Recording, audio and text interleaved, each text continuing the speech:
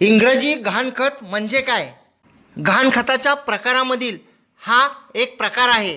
साधे गहाणखत म्हणजे काय हे आपण मागील व्हिडिओमध्ये पाहिले, ज्यामध्ये मिळकतीचा ताबा हा जो कर्ज देतो त्याला दिला जात नाही, परंतु इंग्रजी गहाणखतामध्ये गहाण ठेवलेल्या मिळकतीचा ताबा हा रक्कम देणाऱ्याला म्हणजेच कर्जाऊ रक्कम देणाऱ्याला दिला जातो आणि त्या रकमेची परतफेड केल्यानंतर तो ताबा परत माघारी घेतला जातो.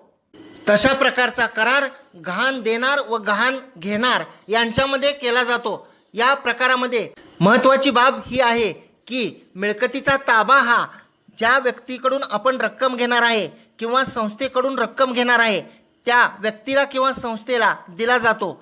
जोपर्यंत त्या रकमेची परतफेड होत नाही तोपर्यंत त्या मिळकतीचा ताबा हा कर्जाऊ रक्कम देणाऱ्याकडे राहतो.